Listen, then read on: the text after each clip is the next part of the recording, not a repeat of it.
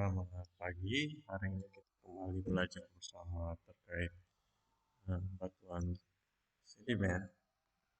Di sini sebelum masuk pada batuan sedimen, kita harus pelajari dulu bagaimana sedimen itu sendiri. Ya, sedimen itu sendiri terjadi karena pelapukan, ya. Pelapukan apa saja, bagaimana prosesnya, itu yang kita coba pelajari bersama sebelum kita belajar mengenai batuan sedimen. Ini merupakan satu rangkaian daripada rock cycle yang sudah kita pelajari di pertemuan sebelumnya. Bagaimana proses terjadinya batuan, ada batuan ku, batuan metamorf, dan batuan sedimen. Setelah kita pelajari, mari kita langsung ke slide berikutnya. Di sini dapat dibaca di slide ini terdapat judul, ya. Judulnya adalah sedimentary rocks. Di gambar ini dapat dilihat bagaimana adanya sedimen yang mengalami kompaksi dan sedimentation kemudian menjadi sedimentary rocks. Bagaimana dari small pieces atau butiran-butiran kecil hasil dari lapukan itu dia mengalami kompaksi, solidifikasi menjadi batuan sedimen. Jadi sedimen itu sendiri adalah material lepas berupa fragmen, ya, dari batuan, ya, mineral atau sisa organik. Jadi bukan hanya material saja, bisa sisa organik yang berasal dari pelapukan batuan sebelumnya.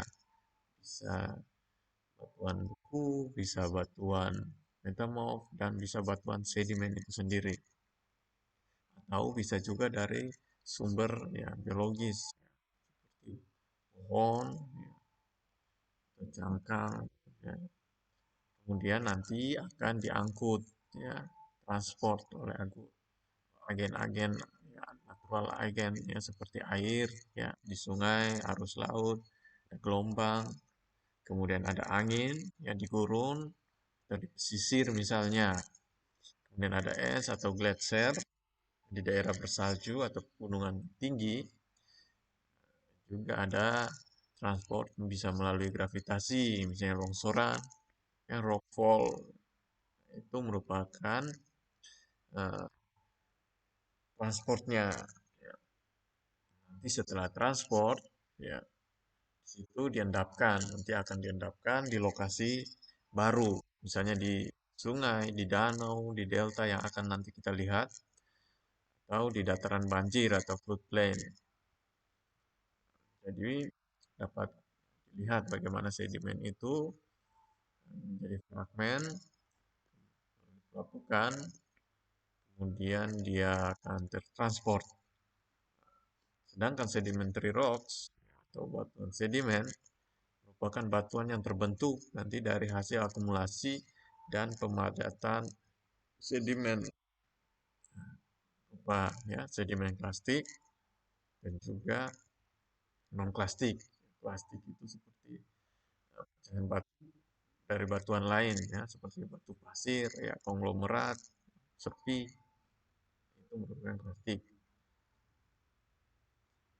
Sedangkan batu bara yaitu non, ya, plastik.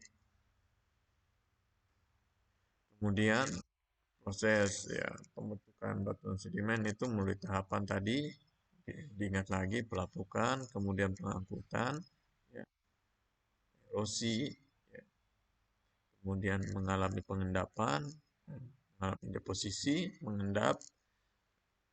Ketika dari media pengendap tadi, ya, energinya berkurang sehingga dia terendapkan. Setelah terendapkan, ya, dia akan mengalami kompaksi, ya, tertimbun lapisan lain karena berat timbunan menekan butiran, ya, sedimen, ya, lapis seperti itu. Kemudian terjadi namanya cementation, ya, sementasi. Bagaimana misalnya mineral silika, kalsit ya akan mengisi pori-pori sedimen dan merekatkan ya menjadi sebuah batuan sedimen yang solid. Misalnya di ya, Delta Mahakam ya, Kalimantan Timur itu sedimennya dari material lepas ya, dibawa ke Sungai Mahakam ke Muara ya. Transportasi ya, transportnya itu dia dari aliran sungai diendapkan di delta sebelum bercampur dengan arus laut nanti. Kemudian ada cekungan di Jawa Barat ya, sedimen hasil yang erosi gunung api dari elevasi yang tinggi diendapkan di namanya di danau-danau ya, sungai-sungai sekitarnya. Nanti akan terlihat seperti konglomerat ya dan batu pasir misalnya dari gunung api.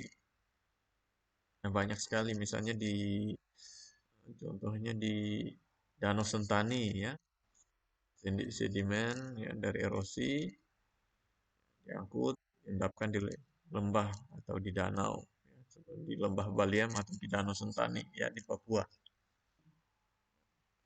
Itu materialnya itu ya, material plastik dari erosi pegunungan ya di Jaya Wijaya misalnya batuan metamorf ya, batuan beku diangkut, diendapkan di lembah atau di danau tadi.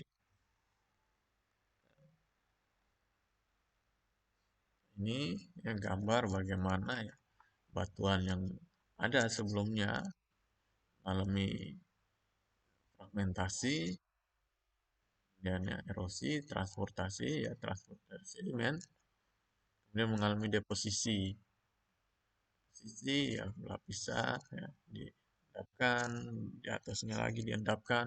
Ya sementara itu akan terjadi ya kompaksi ya. Kompaksi sehingga yang bawah ya akan mengalami sementasi terlebih dahulu.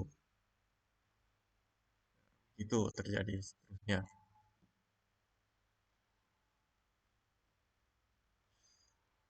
Ini contoh bagaimana lingkungannya pengendapan. Ini merupakan lingkungan pengendapan di mana dapat terlihat di sini ada glasier, ya di sini ada alluvial fan, ada floodplain, ada dataran banjir, ada delta, sand dunes, ada reef, ada submarine fan, ada submarine canyon, lagoon, ya, barrier island. Ini contoh lingkungan-lingkungan pengendapan. Nah, ini contoh daripada alluvial fan ya. Jadi alluvial fan itu merupakan bentuk endapan sedimen ya terbentuk seperti kipas ya sehingga dinamakan alluvial fan ya. Ketika aliran air misalnya sungai, sungai kecil, aliran banjir ya, dia membawa material sedimen keluar dari daerah pegunungan atau lereng yang curam kemudian masuk ke daerah yang lebih datar ya. Itu masuk ke lembah atau dataran. Kemudian ya ini merupakan es atau glasier. Ini dapat dilihat karena massa es yang besar, ya, akumulasi dari salju yang bertumpuk selama bertahun-tahun, ya, sehingga dia padat, ya, jadi es.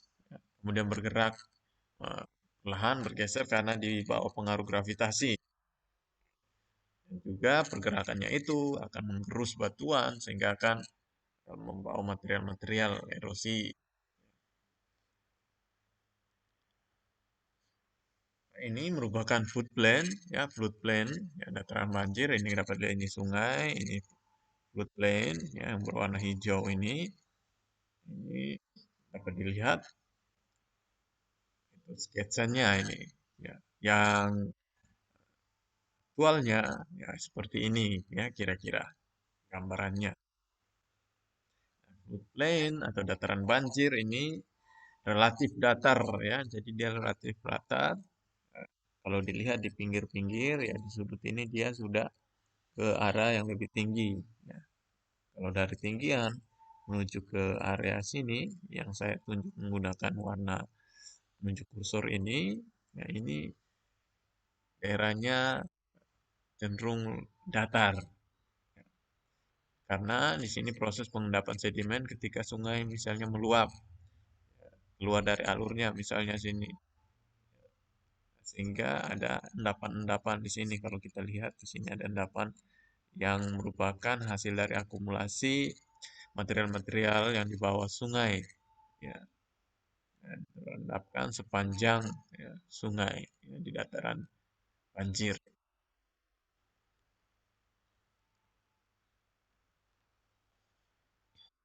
Ini ya dapat dilihat merupakan delta yang terendap ya, merupakan hasil dari endapan sedimen di muara sungai. Ya, contohnya makam tadi yang sudah saya notice di awal. Nah, di sini aliran sungai memasuki perairan ya, laut atau danau atau rawa, airannya ya cenderung lebih tenang sehingga kecepatan aliran dari eh, sedimen tadi sudah berkurang juga ya dari sungai sehingga sedimen yang dibawa tadi dapat diendapkan ya, di delta. Nah, dapat dilihat ini delta. Kemudian ada yang namanya gumuk pasir ya. Kalau yang sudah main ke Jogja, ya ada gumuk pasir di dekat Pantai Parangtritis. Di sana ada gumuk pasir atau sendans. Ya, sendans ini merupakan gundukan atau bukit pasir yang terbentuknya itu akibat daripada akumulasi pasir yang dipindahkan dan ditumpuk oleh angin, ya, dibawa oleh angin. Yang itu kan disebut ya proses eolian. Ya, proses eolian artinya itu pasir yang terbawa ya oleh ya, tumpukan ya, pasir yang terbawa oleh angin ya sehingga ditumpukan di tempat lain. Ya, jadi konturnya itu akan disesuaikan dengan ya, persesuaian dengan kecepatan angin misalnya di sana seperti apa ya dapat terlihat gundukannya di mana-mana saja itu.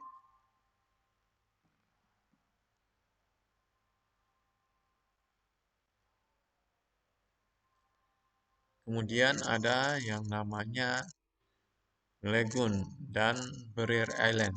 Ya, ini ada lagoon di sini dan ini barrier island. Nah,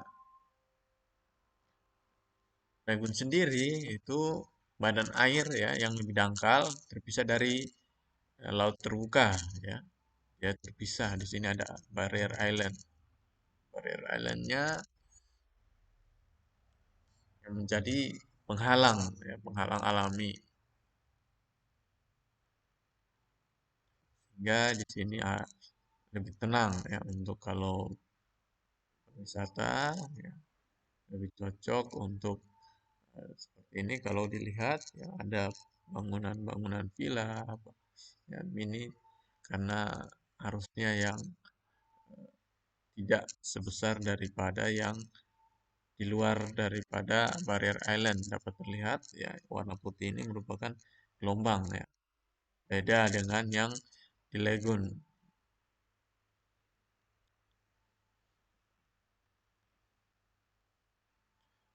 Kemudian ada yang namanya submarine ya submarine canyon ya sama submarine fan. Nah, untuk submarine canyon ya dapat dilihat di sini ini bagian yang memotong ya landas kontinen atau continental shelf di mana akan buat ya bentukan seperti ya, slope ya atau sudut dengan lereng yang cenderung sampai pada sangat curam ya. Kemudian pada ujungnya ya, akan terdapat ya kita bisa lihat submarine fan. Nah, submarine fan ini yang merupakan endapan sedimen berbentuk kipas juga ya beda sama alluvial fan karena dia di permukaan. Ya kalau di bawah permukaan ya, dia dinamakan submarine fan. akumulasinya di sini, ya, di satuan event ini.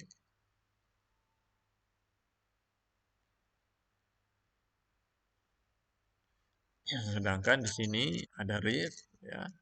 Reef ini bentang alam, ya, yang terdapat pada laut dangkal. Di sana terdapat akumulasi, misalnya daripada kerangka, ya, kalsium karbonat, CaCO3 dari organisme laut, ya, kerang, alga, ya, moluska, sehingga ada kita bisa lihat pada laut-laut dangkal, yaitu ada kerang-kerang, ya, yang hidup, ya, di sana, ya, karena di sana ada airnya lebih hangat, ya, ada penetrasi daripada cahaya sehingga memungkinkan untuk hidup eh, mikroorganisme di sana. Nah, ini merupakan lingkungan pengendapan, ya, permukaan, ya, dan di bawah permukaan. Jadi, ya, perlu diingat, ya, weathering, ya, atau pelapukan merupakan tahap awal, ya, dalam siklus pembentukan batuan sedimen, di mana batuan, ya, yang telah ada sebelumnya mengalami penghancuran menjadi partikel yang lebih kecil yang kita sebut, ya, itu sebagai sedimen. Jadi proses penghancuran ini tidak hanya menjadi dengan cara fisik nanti, tapi juga ada reaksi kimia, ada juga aktivitas organisme yang hidup. Nanti aktivitasnya justru membantu daripada proses pelapukan ini. Oleh karena itu, ya, pelapukan dapat kita bagi menjadi tiga tipe atau tiga jenis, ya, yaitu ada mechanical weathering, pelapukan fisik, ada chemical weathering, pelapukan kimia, dan juga ada yang namanya biological weathering atau pelapukan biologis.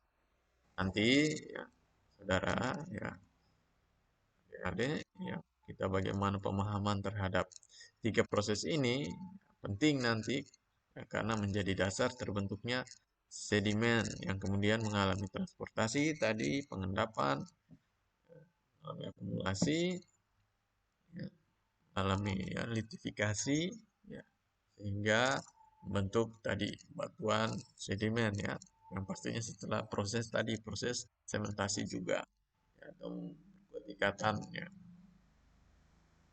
Nah, mari kita lihat satu persatu, mulai dari mechanical, ya, atau pelapukan fisik. Nah, dari sini ada pengertiannya, yaitu penghancuran batuan, batuan menjadi fragmen. Di sini dicatat, ya, mengubah ya, tanpa mengubah komposisi kimianya. Jadi bentuk dan ukuran saja yang berubah. Tidak terjadi reaksi kimia sehingga mineral penyusunnya tetap. Contoh bagaimana pembekuan, ya, air itu membeku di dalam celah, ya, dari batuan. Ya, batuannya sudah ada sebelumnya. Di gambar ini, ya, frost wedging. Di sini, ya, water fill the crack, ya, ada rekahan, dan jadi memudahkan air itu untuk mengisi. Kemudian saat suhu turun, ya, air akan membeku, ya, freeze through ice, ya, akan membeku sehingga akan mengembang, ya, ada perubahan dari gambar yang saya tunjuk menjadi yang sebelah, ya, tengahnya ini. Nah, di sini volumenya akan mengembang, ya, sehingga adanya tekanan yang membuat celah, ya, akan menjadi semakin lebar. Selanjutnya, ya, karena seiring siklus beku dan cair, maka batuan ini akan, ya, menjadi fragmen, ya, bricks, ya, pecah. Kan lihat seperti di gambar yang tengah, ya, ini ada rekahan yang sebelumnya mungkin cuma sedikit, semakin lama semakin besar, ya, rekahannya, dan hancur ya, menjadi bagian-bagian yang kecil. Ini juga sama. Nah, ini contoh pada frost stretching atau pembekuan ya. Yang cair ya beku, cair ya dalam celah batuan ya, atau struktur. Berikutnya ada yang namanya exfoliation. Nah, untuk di exfoliation ini lapisan batuan yang eh, menutup ya batuan lainnya itu terkikis ya sehingga tekanan ya batuan yang sebelumnya biasa mengalami tekanan dia tersingkap ya. Jadi tekanannya berkurang atau unloading sehingga batuan di bawahnya itu mengembang, ya, retak, mengelupas ya seperti lembaran seperti ini ya. Di granit contohnya. Jadi ini karena efek tadi ya. Dia seperti berlembar karena itu unloading karena biasanya terkena tekanan tapi karena tiba-tiba tersingkap dan juga melepaskannya tekanan ya tekanannya berkurang jadi dia akan bentuk seperti ini retak karena udah retak nanti akan menjadi bagian-bagian kecil ya sehingga dia mudah tertransport ya. Kalau dia dalam satu batuan musuh yang masif ya akan susah transport ya butuh energi yang betul-betul besar. Kalau seperti ini ya bisa dengan mudah untuk mengalami proses-proses transport. Berikutnya ada thermal expansion. Thermal expansion atau contraction itu eh, terjadi karena proses ya bagaimana di saat siang ya batuan itu terkena suhu yang panas ya dan di malam hari menyusut atau eh, mengalami atau di kondisi suhu yang dingin sehingga yang bisa dilihat ya batuan yang sebelumnya ukurannya seperti garis-garis putus ini kan menjadi broken rocks ya, hancur. Kemudian yang tersisa ya batuan yang ini ya. Jadi karena perbedaan suhu ekstrim misalnya di gurun menyebabkan stres ya pada batuan sehingga batuan itu retak dan jadi hancur atau broken rocks dan misalkan batuan yang lebih kecil ukurannya. Dan ini akan terjadi sepanjang ya terjadi proses ini.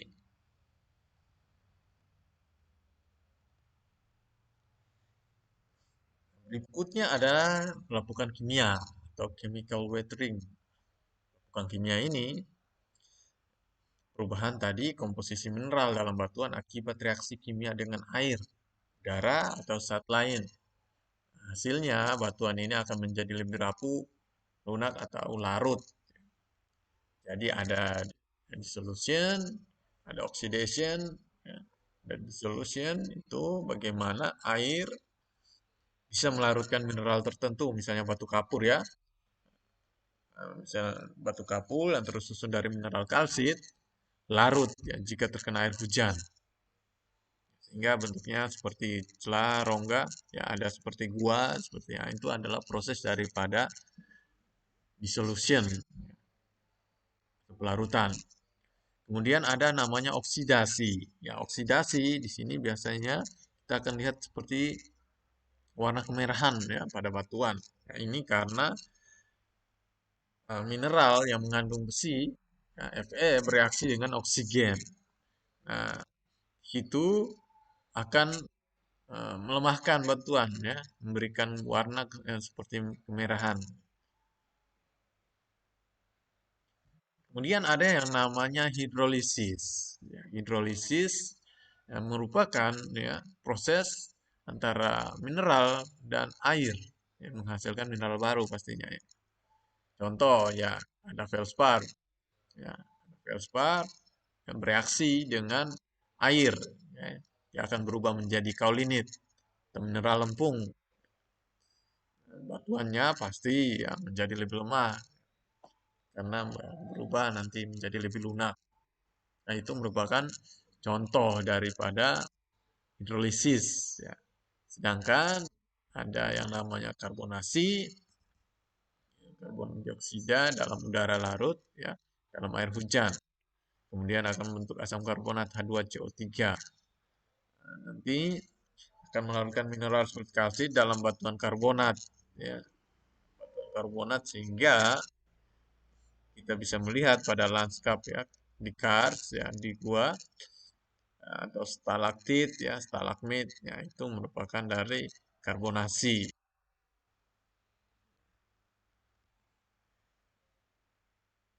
Kemudian ada yang namanya hidrasi.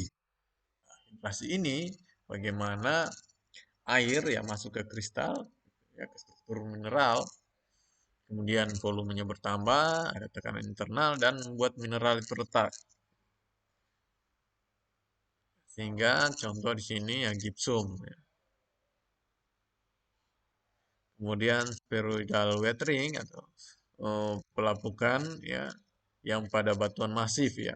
Di situ disebut spheroidal ya karena batuan besar yang awalnya terbentuk kubus atau blok misalnya perlahan yang hasilnya membulat ya, membulat-membulat seperti ini, seperti bola. Ini merupakan gambaran bagaimana pelapukan kimia atau chemical weathering. Berikutnya untuk biological weathering atau pelapukan biologis. Nah, di sini ya organisme ya berkontribusi ya, dalam memecahkan atau melemahkan batuan melalui kombinasi nanti ada proses fisik dan kimia nanti malah di karena bantuan hewan misalnya ya memudahkan proses dari pelapukan yang lainnya ya seperti mempercepat air ya, masuk melalui akar-akarnya ya itu juga merupakan proses daripada biological agent ya. Contoh di sini ya ada beberapa artikel ya yang menunjukkan bahwa root action atau aktivitas perakaran ya, pada tanaman tumbuh ya ke dalam retakan atau bongkah batu dan juga membuat retakan nantinya sehingga perluas ya nanti memperlebar ya retakan daripada batuan tersebut. Nah, sehingga nanti penetrasi misalnya air ya akan mudahkan untuk cepat masuk dan menghancurkan batuan nantinya yang melapukan ya. Kemudian ada yang namanya uh, aktivitas ya, animal activity. Di situ hewan-hewan ya menggali sehingga batu terekspos ya nanti ke cuaca misalnya untuk pelapukan meningkatkan penetrasi nanti ya terpapar sehingga pelapukan yang sudah kita tahu ya sebelumnya di slide beberapa slide sebelumnya mudah ya sehingga batuan tersebut mudah terpapar. Jadi ini merupakan ya proses ya, yang terjadi sebelum batuan itu menjadi ya, batuan sedimen ya dia mengalami pelapukan terlebih dahulu nanti tadi yang sudah dijelaskan ada proses-proses proses pengangkutan nantinya dia diendapkan di mana ya dari hasil kegiatan ini yang sudah kita bahas ini ya di situ ada biological weathering ya kimia ya fisik di situ ya, proses-proses ini yang terjadi sehingga batuan yang sudah ada sebelumnya ya terfragmentkan dan tertransport hingga mengalami deposisi atau terendapkan di lingkungan-lingkungan pengendapan yang sudah kita bahas sebelumnya.